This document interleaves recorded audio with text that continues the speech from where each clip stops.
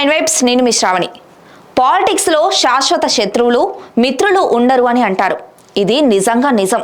ఇది మనం చాలా సందర్భాల్లో కూడా ప్రూవ్ చేశాం. అలాంటి విజువల్ ఇప్పుడు ఏపీ పాలిటిక్స్లో కనిపిస్తోంది. సీఎం జగన్ ఓడించేందుకు మరో ఇద్దరు మాజీ సీఎంలు కలిసి ఒకే స్టేజ్ పైకి రావడం ఎంతో అట్రాక్షన్గా నిలిచింది. ఇంతకీ నేను ఎవరి గురించి చెప్తున్నాను అనుకుంటున్నారా? అదేనండి, టీడీపీ అధినేత చంద్రబాబు, బీజేపీ నేత కిరణ్ కుమార్ రెడ్డిలు కలిసి నిన్న ఎన్నికల ప్రచారంలో పాల్గొన్నారు. అయితే గతంలో ఇద్దరి మధ్య వైరం నడిచేది. కానీ అనూహ్య పరిణామాల నడుమ ఇద్దరు ఒకటయ్యారు. జగన్ను ఓడించేందుకు కలిసి పనిచేస్తున్నారు. కలిసి ఎన్నికల ప్రచారం నిర్వహించారు.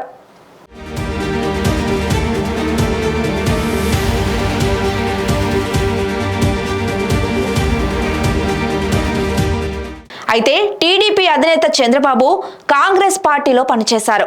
అక్కడ ఎమ్మెల్యేగా ఎన్నికై మంత్రిగా కూడా బాధ్యతలు స్వీకరించారు. ఆ సమయంలోనే మాజీ సీఎం కిరణ్ కుమార్ రెడ్డి కూడా కాంగ్రెస్ పార్టీలోనే ఉన్నారు. ఆ తర్వాత చంద్రబాబు టీడీపీలో చేరారు.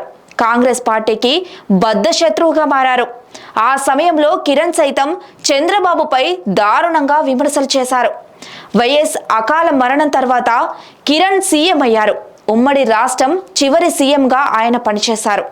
అదే సమయంలోనే జగన్ కూడా కాంగ్రెస్ పార్టీ నుంచి బయటకొచ్చారు. వైసీపీని ఏర్పాటు చేసి ఆనాటి కిరణ్ ప్రభుత్వంపై అవిశ్వాస తీర్మానం పెట్టారు. కానీ చంద్రబాబు తన పార్టీ ఎమ్మెల్యేలతో కిరణ్ ప్రభుత్వాన్ని కాపాడారు. అయితే ఉమ్మడి ఆంధ్రప్రదేశ్ విభజనతో కాంగ్రెస్ కంప్లీట్గా ఉనికి కోల్పోయింది. కిరణ్ రాజకీయంగా సైలెంట్ అయిపోయారు. కొద్ది రోజుల తర్వాత కాంగ్రెస్ పార్టీలో చేరారు.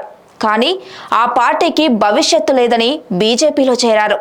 ప్రస్తుతం ఏపీలో టీడీపీ, జనసేన, బీజేపీ కూటమి కట్టాయి. దీంతో నల్లారి కిరణ్కు రాజంపేట పార్లమెంటు సెగ్మెంట్ దక్కింది. దీంతో నల్లారి కిరణ్ కుమార్ రెడ్డి టీడీపీ అధినేత చంద్రబాబుతో చేతులు కలపాల్సి వచ్చింది. ఎన్నికల ప్రచారంలో భాగంగా చంద్రబాబు, కిరణ్ కుమార్ రెడ్డిలు ఒకే వేదికపై దర్శనమిచ్చారు. వీళ్లతో పాటు పవన్ కూడా ఉన్నారు. పవన్ వాళ్ళిద్దరితో సెల్ఫీ తీసుకున్న ఫోటోలు ఇప్పుడు సోషల్ మీడియాలో తెగ వైరల్ అవుతున్నాయి. దీనిపై రకరకాల కామెంట్స్ వినిపిస్తున్నాయి. ఒక సీఎంను ఓడించేందుకు ఇద్దరు మాజీ సీఎంలు ఏకమయ్యారన్న కామెంట్ హైలైట్ అవుతోంది. ఇలాంటి మరిన్ని అప్డేట్స్ కోసం చూస్తూనే ఉండండి 9 వైబ్స్.